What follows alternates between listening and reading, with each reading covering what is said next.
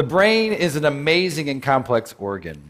And while many people are fascinated by the brain, they can't really tell you that much about the properties about how the brain works because we don't teach neuroscience in schools.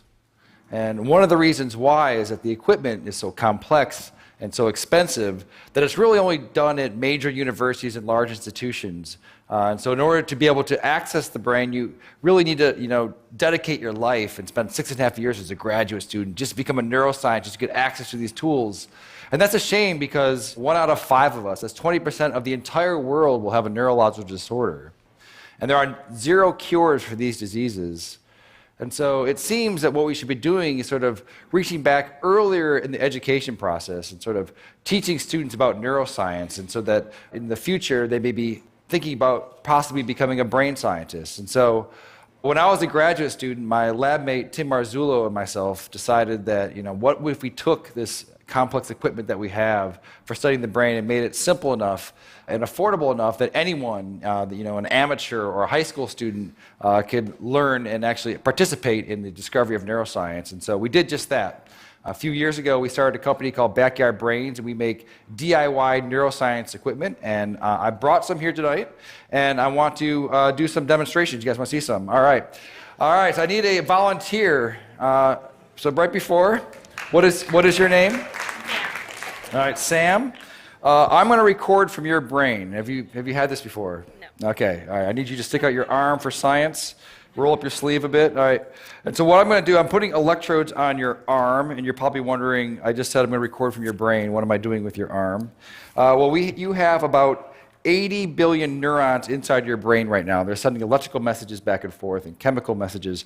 But some of your neurons right here in your motor cortex are going to send messages down when you move your arm like this. It's going to go down across your corpus callosum, down onto your spinal cord, your lower motor neuron, out to your muscles here. And that is electrical discharge.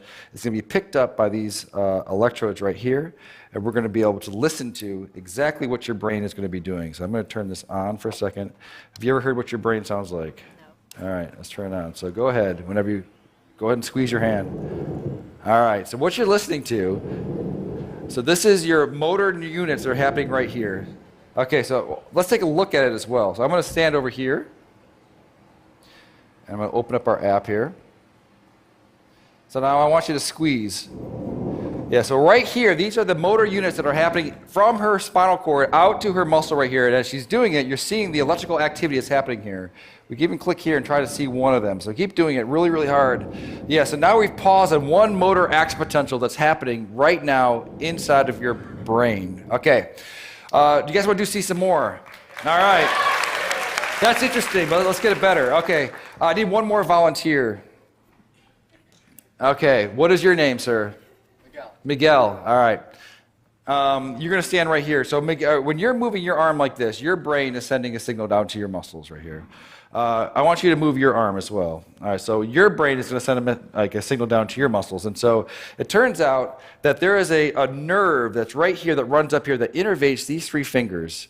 And it's close enough to the skin that we might be able to stimulate that. So that we can do is copy your brain signal that's going out to your hand and inject it into your hand so that your hand will move when your brain tells your hand to move. And so in a sense, she will take away your free will, and you will no longer have any control over this hand, okay?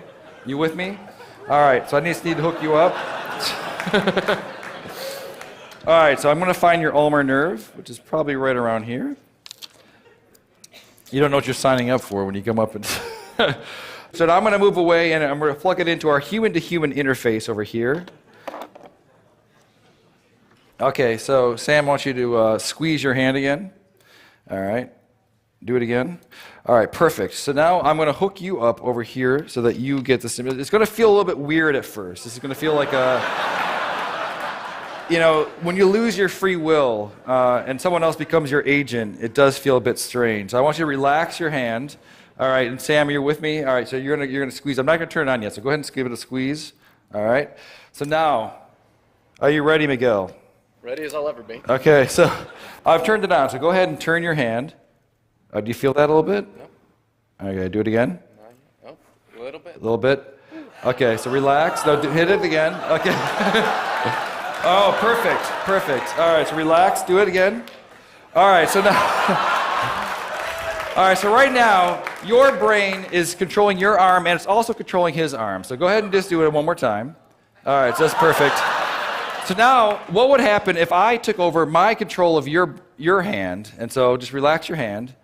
What happens? Nothing. Why not? Because the brain has to do it. Now you do it again. All right, that's perfect. All right, well, thank you guys for being such a good sport. This is what's happening all across the world, electrophysiology, and we're going to bring on the neuro revolution. Thank you.